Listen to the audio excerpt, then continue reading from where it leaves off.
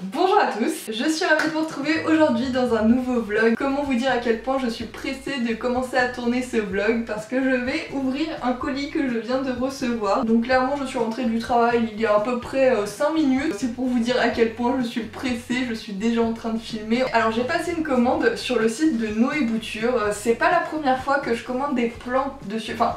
Techniquement si, c'est la première fois que je commande dessus parce que la première fois quand j'ai reçu mon Anthurium clarinervium, d'ailleurs j'avais fait une vidéo quand je l'ai reçu, je vous le mets dans le petit i là-haut, je l'avais reçu grâce à la campagne de levée de fonds à laquelle j'avais participé. Je crois que c'était pour la création de la serre qui sert aux filles pour qu'elles puissent faire pousser toutes les plantes qu'elles vendent sur le shop. Donc voilà, j'étais très contente de pouvoir participer à ce beau projet et à cette jolie entreprise qui a des très belles valeurs. Je vous conseille les yeux fermés cette boutique. D'ailleurs les liens de leur Instagram et de leur boutique seront en barre d'infos si ça vous intéresse, si vous avez envie d'aller jeter un petit coup d'œil. Donc moi ça faisait un moment que honnêtement tous les jours j'allais voir s'il y avait un réassort. Ça faisait légèrement psychopathe, hein, je dois l'avouer.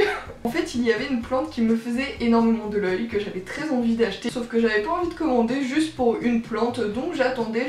Bon j'ai tellement attendu que même la plante à un moment elle n'était plus en stock, donc voilà c'était un petit peu mon grand désespoir. J'étais là bah mince, j'ai raté l'affaire et au final j'ai bien fait d'attendre parce que quelques semaines plus tard elles ont fait une grande vente où il y avait à la fois la plante que je voulais plus une plante de ma wishlist, donc autant vous dire que là je n'en pouvais plus, il fallait absolument que je commande. D'ailleurs un bisou à toi Bérangère si tu passes par là, merci de m'avoir prévenu que les plantes étaient de retour en stock. Si en plus on me dit maintenant où trouver les plantes que je cherche, voilà, que demander de plus à un moment là, je vais me retrouver avec une collection astronomique et un compte en banque bien vide aussi. Mais là n'est pas le sujet de cette vidéo, on va ouvrir ce colis, j'ai hâte de voir à quoi ressemblent les petites plantes. Alors c'est parti. C'est totalement ce qu'il fallait mettre sur mon colis, hein. Il y a marqué promis chérie, celle-ci c'est la dernière. Je vais vite les caser quelque part et souvent ils s'en aperçoivent pas qu'il y en a des nouvelles, c'est ma petite technique. Si vous aussi vous vivez avec quelqu'un qui en a un petit peu marre que vous rameniez 36 plantes par mois, donc voilà, c'est ma petite astuce, les ranger avant qu'ils s'en aperçoivent, même si des fois vu la taille c'est un petit peu compliqué de les caser quelque part sans que ça soit visible. Voilà.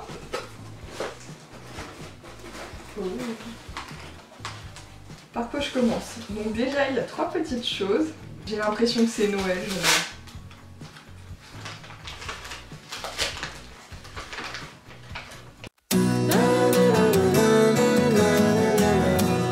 Oh, ce petit cœur. Oh non, il est trop mignon. Je l'imaginais pas aussi petit, mais c'est tellement mignon. Oh non, j'adore. Je suis en train de mourir d'amour là. Oh non, c'est trop choupinou. Je vais essayer de vous montrer ça sans mettre du terreau partout. Regardez-moi ce petit Alocasia Silver Dragon. Voilà, il est trop mignon. Alors pour l'instant il n'est pas encore très silver parce que là c'est encore un bébé, un tout petit Alocasia. Voilà, là il a une petite feuille qui est abîmée mais je pense que ça devait être la première qui est sortie. Et il y en a 2 autres, elles sont un petit peu pliées mais là je vais le rempoter juste après. Mais je me fais pas de mouron pour lui, hein. Je pense que d'ici quelques jours il aura déjà repris du poil de la bête. Le transport c'est toujours une étape qui est un peu compliquée pour les plantes, surtout quand elles sont au format tout bébé comme ça, hein. C'est jamais très évident. Mais là vu l'aspect général de la plante je me fais aucun souci pour elle, elle va très bien repartir et je suis trop contente. Alors ensuite il y a cette petite chose, un petit cadeau à mettre dans l'eau. Alors j'ai une petite idée de ce que ça peut être. Et si c'est le cas, je serais ravie d'en avoir une nouvelle. Ah ouais bah c'est bon, j'ai eu le spoil, je l'ai vu. Voilà, bah je suis trop contente parce que c'est exactement le genre de petit cadeau qui me fait tellement plaisir. Hop, alors, je vais essayer de ne pas l'abîmer. Regardez-moi ça, hein. Un petit cactus zigzag, je vous en ai parlé dans une autre de mes vidéos. J'ai un petit pot déjà avec, j'ai combien de boutures? J'en ai 2 deux qui ont commencé à bien se ramifier. Donc là j'ai de quoi, je pense que je vais la couper en deux, comme ça je vais me faire deux autres petites pousses à rajouter avec et comme ça il va bien s'étoffer. Je suis trop contente, franchement c'est un cadeau qui me fait super plaisir et merci les filles, hein, si vous passez par là, un de ces quatre, vraiment merci. Je trouve ça toujours agréable, une petite attention, ça fait toujours plaisir. Et enfin la dernière plante, et c'était elle que je voulais absolument, le Silver Dragon, du coup c'était celui qui était sur ma wishlist, donc j'ai hâte de le voir grandir. Ah, je suis trop contente. Ah, elle est tellement jolie. Ah, je mets de la terre partout. Oh là là, mais elle est déjà tellement grande. Regardez-moi ça. Oh, c'est une Noya Crimson Queen, si je l'ai bien dit. Crimson Queen, ouais, je crois que c'est à peu près ça. Ah, il y a une petite tige qui est cassée, mais c'est pas grave, je vais la couper et ça va se ramifier. J'adore vraiment ces feuilles qui sont un peu, je sais pas si on peut dire variegata pour celles-ci. Elles sont panachées de blanc et je trouve ça tellement joli. J'ai déjà l'Oya carnosa tricolore, mais celle-ci je la trouve tellement différente. Elle m'a plu tout de suite en fait. Quand je l'ai vue, je me suis dit mais waouh, j'ai trop envie de la voir. Donc au final ça a pris un petit peu plus de temps que prévu, mais j'ai fini par la voir. Je m'attendais pas du tout à avoir une bouture aussi grande. J'aurais l'impression qu'il y en a 3. Après à voir pendant le rempotage, peut-être qu'au final il y en a que 2, je ne sais pas du tout. Et j'ai vraiment hâte de voir évoluer ces petites beautés. Alors je vais les rempoter tout de suite, comme ça ce sera fait. De toute façon, enfin vu les contenants dans lesquels elles sont, je peux pas les laisser comme ça. Donc on va attaquer tout de suite avec le rempotage. Donc je vais commencer par retirer tout ça pour voir l'état des racines. Ça me fait vraiment beaucoup de bien de pouvoir faire ça en rentrant du travail. Voilà, je fais pas forcément un travail qui me plaît à 100% et dans lequel je m'épanouis à 100%. Donc c'est vrai que de pouvoir rentrer, de m'occuper de mes plantes, ça me change les idées, ça me fait beaucoup de bien. C'est aussi un aspect du jardinage que j'aime beaucoup, de pouvoir en faire une thérapie. Comme le nom de mon compte Instagram. D'ailleurs j'en profite parce que j'hésitais à faire une vidéo spécialement pour ça, mais je trouve que bon, il n'y a pas forcément grand intérêt. Je pense que tout le monde se doutait que ça pouvait être un peu la suite logique. J'ai décidé, alors je sais pas si ça sera déjà fait ou si je le ferai d'ici quelques jours, de renommer ma chaîne YouTube Thérapie Végétale. J'ai pas voulu le faire tout de suite parce que je suis sur YouTube depuis presque 7 ans et j'ai fait des vidéos sur des sujets tellement différents des plantes et j'avais peur que si un jour je m'appelle Thérapie Végétale, je ne puisse pas parler d'autre chose que du végétal, sauf qu'au final je me rends compte que si j'ai envie de parler d'autre chose, je peux le faire, hein, voilà, clairement. Je vais pas me bloquer juste à cause d'un nom et c'est plus quelque chose qui me correspond. C'est vrai que Doremi c'est beaucoup plus général, je pouvais aborder beaucoup plus de sujets avec, mais je vous avoue que le végétal c'est le sujet qui me passionne le plus. Si ça vous dit de voir mes débuts, voilà, il y a des vidéos qui sont encore en ligne, il y en a beaucoup que j'ai retirées. Je pense qu'en plus ça sera beaucoup plus clair pour beaucoup de monde parce que c'est vrai qu'entre Doremi et Thérapie Végétale, je pense qu'il y en avait certains qui devaient être un peu perdus, donc là au moins je m'appelle partout pareil. Donc j'espère que ce petit changement ne vous perturbera pas trop et que vous aimerez bien aussi Thérapie Végétale parce qu'au fond ça reste toujours moi. Et je vais arrêter de blablater sinon je vais passer une demi-heure avec cette Oya dans la main et elle a quand même très envie d'être rempotée, donc voilà, on va faire ça tout de suite. Alors j'ai déjà une première bouture qui est ici et à côté, du coup ouais c'est bien comme je le pensais, il y en a 3 effectivement qui sont dedans. Donc celle-ci c'est celle qui a le petit bout qui est cassé, donc je vais la couper. J'ai encore mes ciseaux. Je sais pas si je peux bouturer la tige alors qu'il n'y a pas de feuilles. Je vous avoue que les expériences ça me connaît, donc on va tenter. Je vais mettre ça dans un petit verre d'eau et on verra bien. Et si ça marche, ne vous en faites pas, je vous en parlerai dans un prochain vlog. Et bah elle a déjà de très jolies racines, surtout celle-ci, regardez-moi ces racines. C'est magnifique, en tout cas les plantes sont en magnifique état, elles sont superbes, je suis trop contente. En plus 3 boutures en une, mais que demande le peuple hein. Je ne retire pas tout son ancien substrat hein, parce qu'il a l'air de très bonne qualité, donc j'ai pas besoin de tout retirer. Et comme ça je prends pas le risque de casser des racines, hein, ça sert à rien. Au niveau du substrat, dans mon carnet de notes j'ai noté un substrat bien drainant. Donc je pense que je vais faire un mélange perlite vermiculite avec un petit peu d'écorce de coco. Et on sera plutôt pas mal. Tout ce qui était autour du terreau, là il y avait plein de sphènes autour, j'adore la sphaigne, à chaque fois je la garde et je la réutilise pour mes boutures. Donc tout ça je vais pas du tout le jeter, hein, je vais le réutiliser, je vais le garder de côté. Alors je sais pas trop quelle peau je vais utiliser. Est-ce que ça va être un peu trop petit ça? Faut bien faire attention à la taille du format que vous choisissez à chaque fois. Parce que si les racines sont un peu trop perdues dans le substrat, en fait, il va jamais sécher. Et du coup, les racines risquent d'être trop imbibées d'eau trop longtemps et que ça pourrisse. Donc faites bien attention, hein, prenez jamais un pot qui soit trop grand. J'ai l'impression que là, on est pas mal. Alors je commence par un petit peu de terreau. C'est toujours la galère de jardiner en appartement, enfin même je pense qu'en maison ça doit être un peu près pareil. C'est que je mets absolument de la terre partout, c'est toujours un enfer. Je passe je ne sais combien de temps à chaque fois à nettoyer après. Mais j'ai envie de dire ça fait partie du jeu. Donc là j'ai rajouté un petit peu de vermiculite. Et je vais mettre un petit peu de perlite si j'arrive à ouvrir cette chose. Ah bon, il ne reste pas beaucoup de perlite. Hop. J'aime bien parce que je l'ai mis dans un bac exprès pour pas avoir cette fumée à chaque fois que je verse. Et au final je secoue le machin au-dessus de ma tête. Ah oui, je suis très futée hein, parfois. Hein. Et je pense que j'ai mis à peu près l'équivalent d'un godet de chaque. Et du coup j'avais dit écorce. Et ça devrait être plutôt pas mal. Donc je pense que j'en ai fait 10 fois trop, mais c'est pas grave. J'utiliserai ça pour une autre plante. Et bah ça m'a l'air plutôt pas mal. Je vais en mettre un petit peu au fond, comme d'habitude. Je tasse légèrement et ensuite, non, je pense que j'en ai pas mis assez. Hop.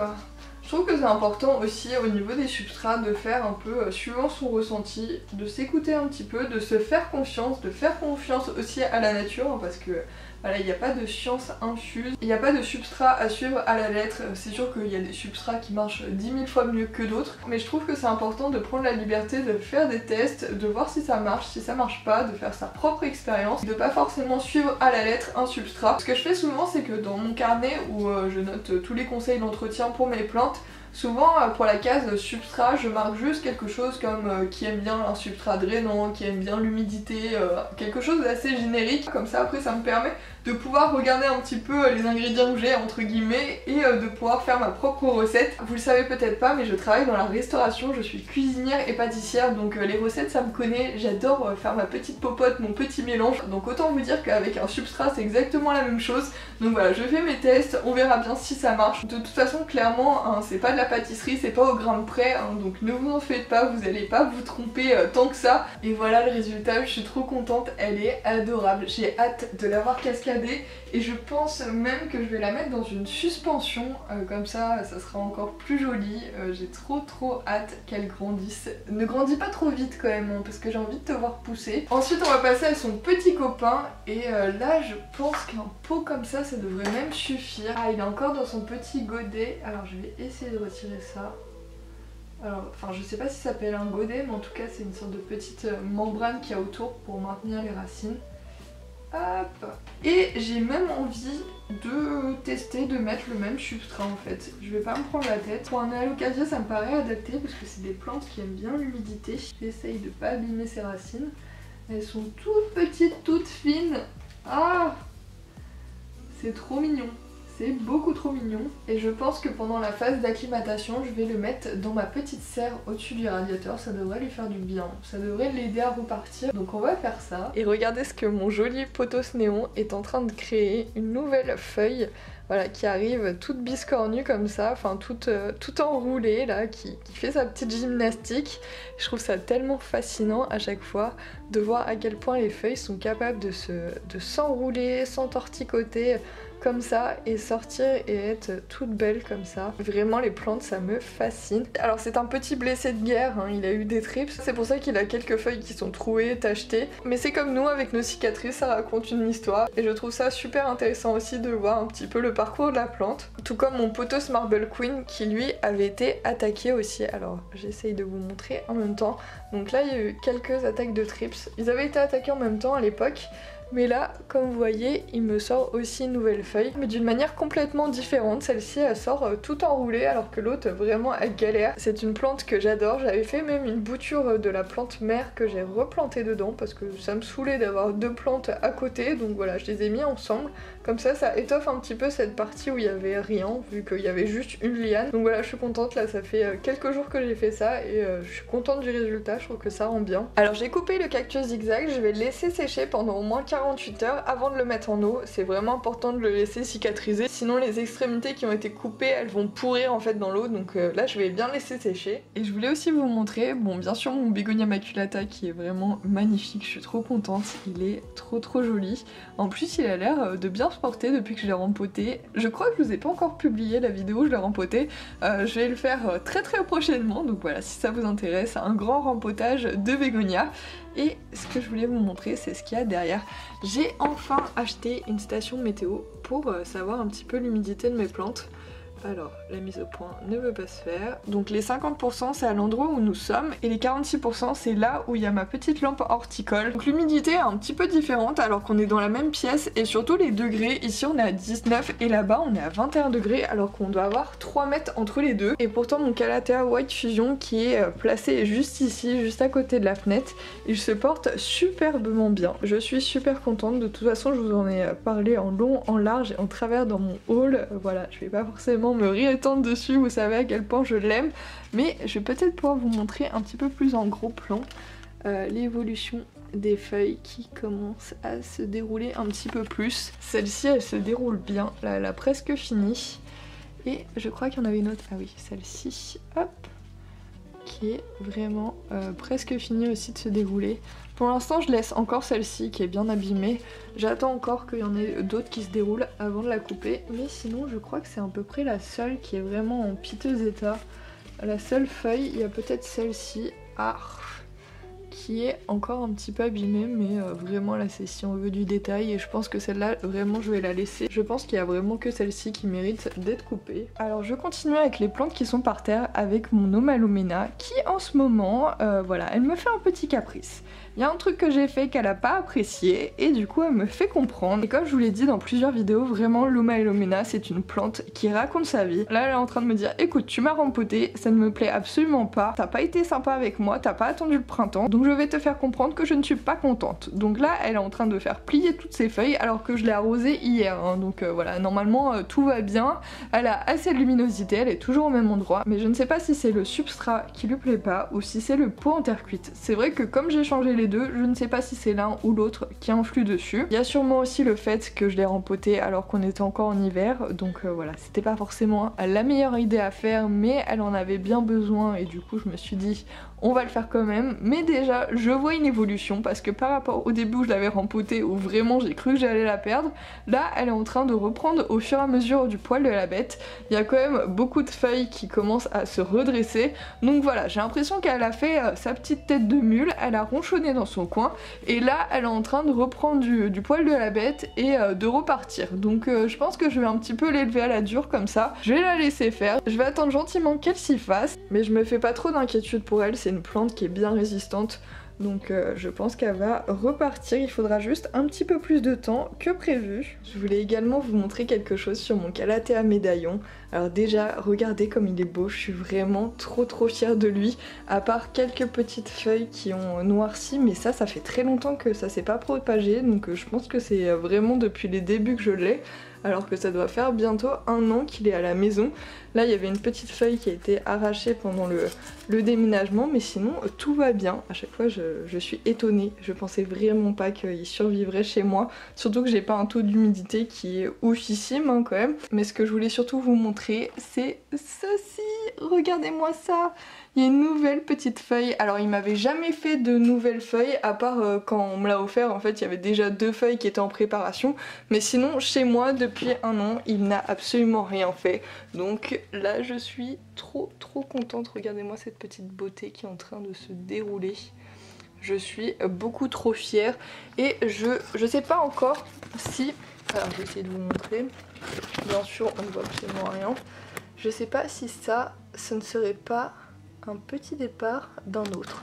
Donc voilà, pour l'instant c'est en suspens, je guette. J'espère que c'en est un autre. Déjà celle-ci, tellement de fierté en moi. Et le terreau commence à être un peu trop sec à mon goût, donc là je vais aller l'arroser et je vais lui faire prendre une bonne petite douche. Et après ça sera reparti pour un tour. Alors je voulais vous montrer la luminosité qu'il y a sur la plantagère le soir en fait, quand le soleil commence à se coucher. Je trouve ça tellement joli. Je sais pas si ça rendra aussi bien qu'en vrai à la caméra, mais en tout cas ce que j'aime énormément aussi c'est les petites ombres. Alors là on voit pas très bien avec l'écran de l'ordinateur, mais cette feuille là à chaque fois elle me découpe un petit cœur dessus, donc faites pas attention au trou que j'ai commencé à percer, il y aura une étagère ici, mais en tout cas à chaque fois j'aime trop voir les petites ombres en fait des feuilles sur le mur. Voilà, je vais m'en sortir et je trouve ça tellement joli, tellement apaisant, et suivant la couleur du coucher de soleil ça influe aussi sur la couleur là.